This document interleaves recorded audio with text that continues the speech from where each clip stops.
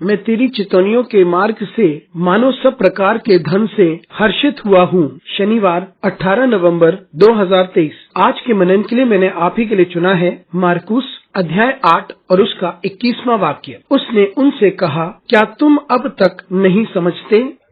आपका दिन आशीषित हो। चेले अब भी भोजन के बारे में बातें कर रहे थे, जबकि उन्हें अद्भुत कार्यों का अनुभव लेना चाहिए था। आइए इस वाक्य पर हम मनन करते हैं। आज की सुबह का विषय है चिंता और अविश्वास।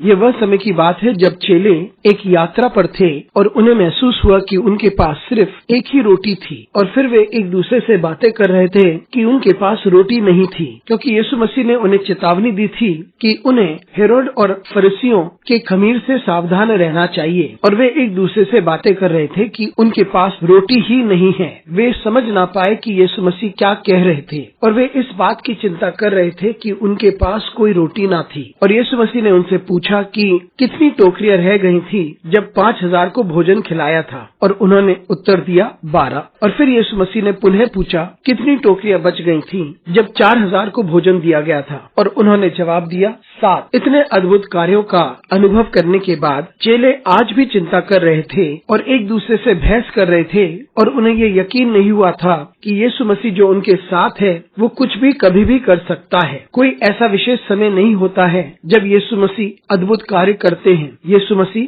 कभी भी और कहीं भी अद्भुत कार्य कर सकते हैं, और शायद इनको ये बात समझ में ना आई थी। वे अपनी परिस्थिति को लेकर घबराए हुए थे। वे इस बात को समझ ना पाए कि उनके पास प्रभु है जिसने सृष्टि की रचना की है, जिसके पास संपूर्ण सामर्थ है, जिसके सामने इस पृथ्वी की हर सामर्थ निम्न है। ये वो है जिसने पानी को दाखरस में बनाया, जो 5000 को 5 रोटियों से खिला सकता है, वह जो अद्भुत कार्य कर सकता है और सब कुछ कर सकता है। मित्रों, हम ऐसे ही हैं। हम अपने प्रभु से महान और सामर्थी कार्यों का अनुभव कर सकते हैं। हम जीवित हैं और हमारे लिए परमेश्वर ने प्रयोजन किया है, और जो कार्य हमें दिया गया है और जो पद हमें दिया गया है और हमारे पास जो कुछ है और हम जो कुछ कमाते हैं, ये सब कुछ प्रभु की ओर से ही है, और इस बात को हमें समझना चाहिए। और यदि हम इस बात को समझ लेते हैं कि परमेश्वर हमारे साथ है, तो परिस्थिति जो भी हो हम उसका सामना कर सकते हैं और हम आगे बढ़ सकते हैं, और हम हर चुनौती का सामना कर सकते हैं। और हम अवश्य इस बात को जानते हैं कि हमारा परमेश्वर महान और पराक्रमी कामों को कर सकता है, क्योंकि जिस परमेश्वर ने पहले किया है